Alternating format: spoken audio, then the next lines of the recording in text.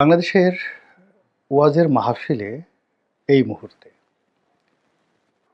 যাকে দেখার জন্য, যার কথা শোনার জন্যে বাঁধ-ভাঙা জোয়ার, অঢেল মানুষ দিনে এবং রাতে ভিড় করেন। তিনি হলেন তরুণ ইসলামী বক্তা ডক্টর মিজানুর রহমান আজহারী। বিশ্ববিখ্যাত আল আজহার বিশ্ববিদ্যালয়ে তিনি পড়াশোনা করেছেন। কোরআনের তাফসীর বা ইসলামিক আইন বা জুরিসপ্রুডেন্স এই সমস্ত বিষয় নিয়ে তিনি পড়াশোনা করেছেন। সজ্জন, নম্র, ভদ্র এবং তার বদনাম করার মতো এখনো পর্যন্ত কোনো কিছু শোনা যায়নি। তিনি সভামঞ্চে গিয়ে টাকা চেয়েছেন, হেলিকপ্টারে ছাড়া তিনি যাবেন না কোথাও, বা খুব বিতর্কিত রাজনৈতিক কথাবার্তা বলেছেন, এরকম কোনো বিষয় আসেনি। তার তারুণ্য এবং তার যে সৌম্য কান্তি মূর্তি, অর্থাৎ অসাধারণ সুন্দর লাবণ্যময় অভিব্যক্তি। তো এ সকল কারণে তিনি যাই বলেন না কেন, ওটার পেছনে মানুষ ছুটতে থাকে। আমাদের দেশের যে মানুষের ধর্মবোধ, এটা যে কোনো ধর্মবোধই এখানে আসলে আনকন্ডিশনাল, কোনো শর্ত নেই, ইমানের মতোই। আমি যেমন দেখা গেল যে হিন্দু প্রধান এলাকাতে আমার জন্ম, আমি ভেবে পেতাম না যে কেন হাজার হাজার মানুষ, একজন দুজন নয়, 1 লাখও হতে পারে, তারা সেই কীর্তন শুনছে।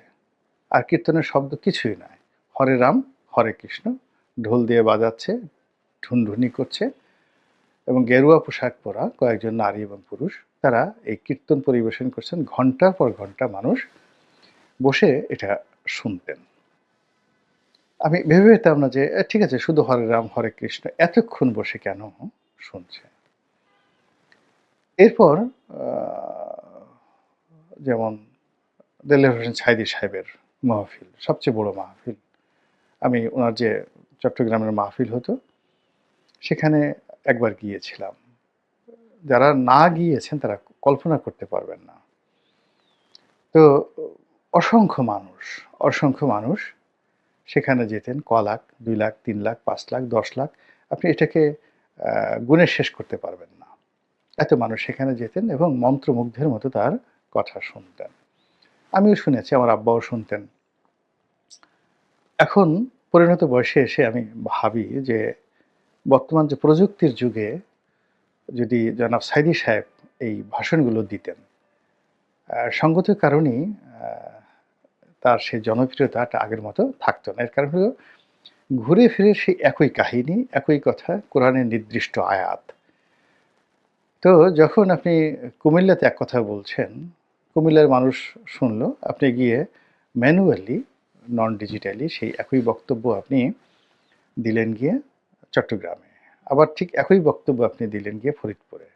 তো যার জন্য মানুষ শুনছে। কিন্তু এখন টেকনোলজিকে যদি এর সাথে ব্যবহার করেন, এ সকল বক্তব্য যখন ইউটিউবে চলে আসছে ইদানিংকালে, তখন মানুষ আগ্রহ হারিয়ে ফেলছেন। এবং দেখবেন যে গত ২-৩ বছরে যারা খুব নামকরা বক্তা ছিলেন, তাদের কারোরই মার্কেট নেই।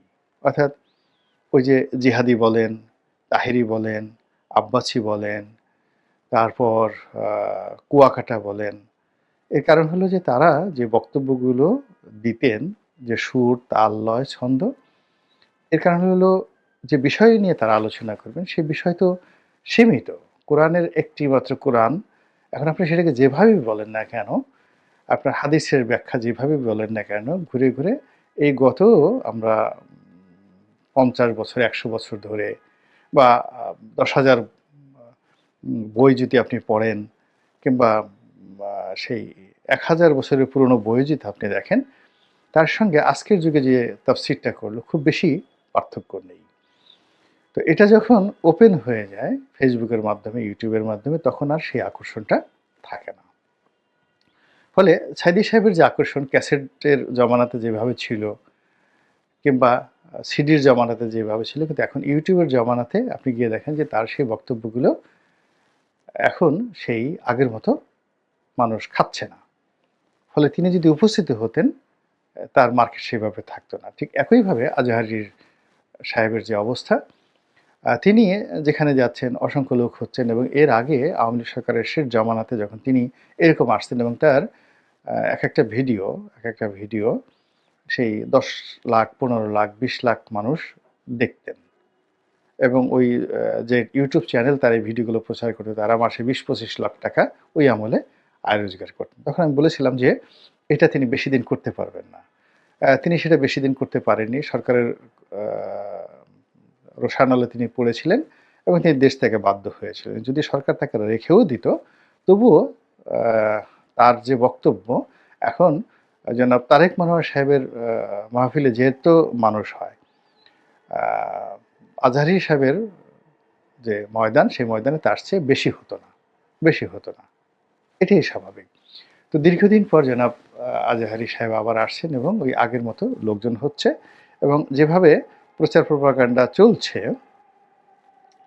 তাতে করে কি হচ্ছে, তার এই যে জনপ্রিয়তা বা তার লোক সমাগম, এটি একেবারে জ্যামিতিক হারে কমতে থাকবে যদি এই অবস্থাতে বিনা বাধায় তাকে সব জায়গায় যেতে দেওয়া হয় এবং বক্তৃতা দিতে দেওয়া হয়। এগুলো মারাত্মকভাবে কমতে থাকবে। এই গেল এক। কিন্তু যে সমস্যাটা নিয়ে আমি বলতে চাচ্ছি, সেটি হলো জনাব দেলোয়ার হোসেন সাঈদীর যে পরিণতি। আমি মনে প্রাণে বিশ্বাস করি তিনি যুদ্ধাপরাধের সঙ্গে জড়িত ছিলেন না। তিনি ধর্ষণ করেননি। এমনকি জামাতের যে রাজনীতি, সেই তে তার যে অভিষেক, এটি ৭১ এর মুক্তিযুদ্ধের পরে হয়েছে, নট আগে। যেমন আমাদের এখন জামাতের যে শফিক সাহেব আছেন, তিনি সবাই জানেন যে জাসদ ছাত্রলীগ করতেন এবং অনেক পরে তিনি এসেছেন। ফলে ৭১ এর দায় তার নেই। কিন্তু জামাত যেটা করেছে সেটা হলো সাঈদী সাহেবের যে জনপ্রিয়তা, এটাকে পলিটিক্যালি তারা ব্যবহার করার চেষ্টা করেছেন, এবং সাঈদী সাহেব বুঝে হোক না বুঝে হোক, তিনি সেই জনপ্রিয়তার স্বাদ আহ্লাদ গ্রহণ করেছেন, এমপি হয়েছেন এবং দলকে রাষ্ট্র ক্ষমতায় নেয়ার জন্য তিনি প্রাণপণ করেছিলেন। কিন্তু তিনি আ ডিবিতে একাধিক সাক্ষাৎকার দিয়েছেন, এবং তিনি যখন আ জেলখানাতে ছিলেন, অনেক আপনজনের কাছে তিনি বলেছেন যে তার জীবনের সবচেয়ে বড় ভুল হলো জামাতে যোগদান করা। This is fact. এর কারণ হলো, আমি যতটুকু তাকে জানি, চিনি, তার পরিবারের সাথে সম্পৃক্ত আছি, এবং তার মামলাটা যেভাবে ফর্মুলেশন হয়েছে, ফর্মুলেট হয়েছে, তো সেখানে তিনি যদি জামাত না করতেন, তার এই দুরবস্থা হতো না। আবার তিনি যদি জামাত ত্যাগ করতেন, তারও এই দুরবস্থায় তাকে পড়তে হতো না। তো সাঈদী সাহেব যে পরিণতির মধ্যে পড়েছিলেন, তরুণ বা যুবক জনাব আজহারী, তিনিও সম্ভবত একই বিপদে পড়তে যাচ্ছেন। এর কারণ হলো, মানে মানুষ পেছনে বসে যখন আপনাকে স্লোগান দিবে, বহু মানুষ উপস্থিত হয়ে বলবে ঠিক, ঠিক, ঠিক। যখন তালি বাজাবে তখন মানুষের যে বিবেক বোধ, তার যে পঞ্চ ইন্দ্রিয়, সব এলোমেলো হয়ে যায়। একটা জাস্ট হালকা কথা বলি। শেখ হাসিনার যে মাননীয় সাবেক প্রধানমন্ত্রী, তার যে বিআই ইঞ্জিনিয়ার মোশাররফ সাহেব। তো উনার সঙ্গে আমার খুব ভালো সম্পর্ক ছিল। আমি সদরপুর চরভদ্রসনে এই আসনের এমপি প্রার্থী ছিলাম, আর উনি ফরিদপুর সদরের। তো ওখানে সাজেদা চৌধুরীর একটা গ্রুপ ছিল, আরও অনেকগুলো গ্রুপ ছিল, কিন্তু আমরা দুজন একসঙ্গে আ রাজনীতি করার চেষ্টা করেছি। তো এই সুবাদে উনি দুঃখ করে বলতেন যে, "রনি দেখো, আমি সেই ৬৫-৬৬ সনে আ এক্সিকিউটিভ ইঞ্জিনিয়ার ছিলাম ওই জামানাতে।" এবং তিনি ফরিদপুরের খুব সম্ভ্রান্ত পরিবারের, দুটো পরিবার। তার বাবা নুরু মিয়া ফরিদপুরে খুবই সম্ভ্রান্ত এবং নামকরা লোক ছিলেন, এবং আকমাল ইবনে ইউসুফ, কামাল ইবনে ইউসুফ, তাদের পরিবার, একই পরিবারের তারা লোকজন। তো ফরিদপুরের সত্যিকার অর্থে ব্লু ব্লাড বলতে এই পরিবারটা প্রধানতম।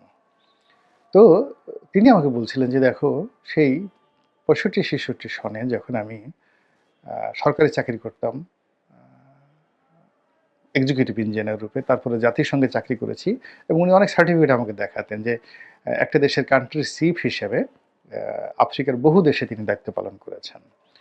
তো সেই তিনি যখন রাজনীতি করতে এলেন ফরিদপুরে, তখন একেবারে রাস্তার সাধারণ যারা আওয়ামী লীগ করে কিন্তু পেশায় নাপিত, আওয়ামী লীগ করে কিন্তু পেশায় ঝাড়ুদার। তো সেই সমস্ত লোকও তাকে বাপমা তুলে গালাগালি করা শুরু করে দিল। তখন তিনি বললেন যে, "দেখো, এই সমস্ত শুনলে একবার মনে হয় যে রাজনীতির কপালে লাথি মেরে চলে যাই।" তাই বললাম, "যান না কেন?" বলে, "যাই না এই কারণে যে পিছন থেকে যখন আবার শত, শত হাজার, হাজার মানুষ স্লোগান দেয়, 'মোশাররফ ভাই জিন্দাবাদ', তখন আর মাথা ঠিক থাকে না।" তো এটা উনার মতো জ্ঞানী গুণী লোকের বক্তব্য। তো এই যদি হয় উনার অবস্থা, আজহারী অবস্থা কি? অর্থাৎ আপনার সামনে ২ লাখ লোক বসে আছে। সবাই আপনার কথা মতো, আপনি বলছেন সুবহানাল্লাহ বলেন, তারা সবাই সুবহানাল্লাহ বলছে। মুহূর্তের ভিতরে আপনার মনে হবে যে ইউ আর এ সুপারম্যান। এবং সেই কাজটি হচ্ছে।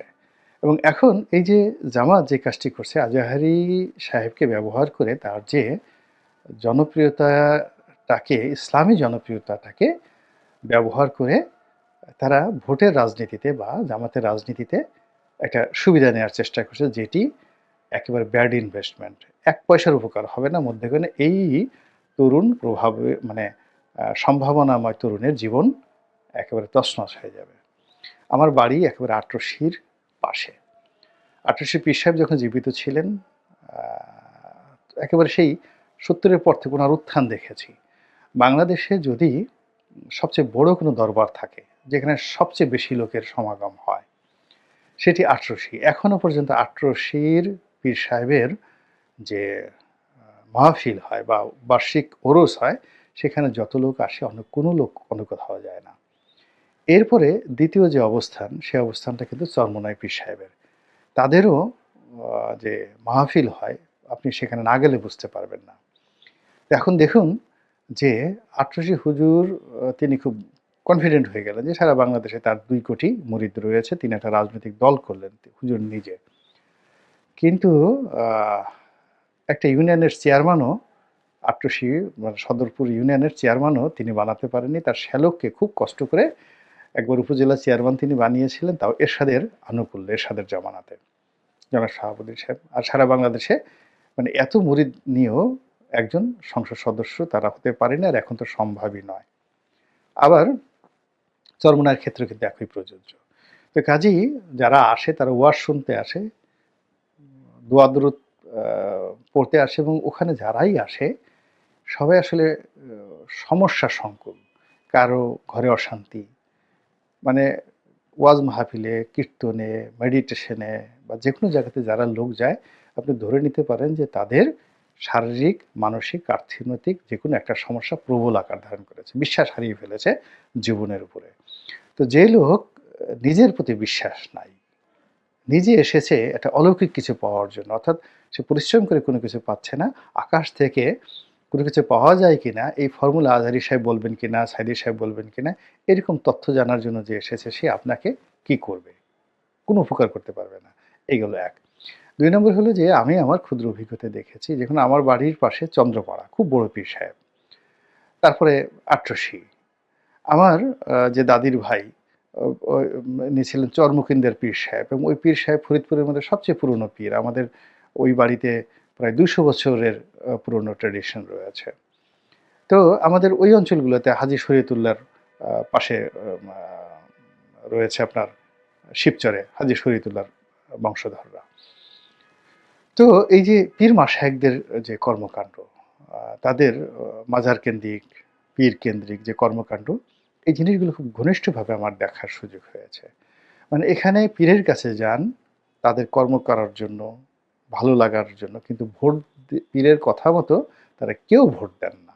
কেউ ভোট দেন না। ভোট দেন তাদের রাজনৈতিক বিশ্বাস অনুযায়ী। ফলে জামাতকে ওয়াজির মাহফিল ব্যবহার করে, অর্থাৎ এখানে তারেক মনোয়ার সাহেব বলে দিবেন, কিংবা জামাতের অন্য যে সকল জনপ্রিয় বক্তা রয়েছেন তারা বলে দিবেন, আজহারী সাহেব বলে দিবেন, আর সবাই জামাতে ভোট দিবে। একটা সিঙ্গেল ভোট, এমনকি বাচ্চা ছেলের ভোটও তারা পাবেন না। কিন্তু মধ্যে থেকে কি হচ্ছে, এরকম একজন সম্ভাবনা ইসলামিক স্কলার, তার মধ্যে যে পলিটিক্স ঢুকে যাচ্ছে, সেই পলিটিক্স ঢোকার ফলে তিনি আগামী দিনে তার যত সম্ভাবনা আছে সেই সম্ভাবনা সাঈদী সাহেবের মতোই শেষ হয়ে যাবে।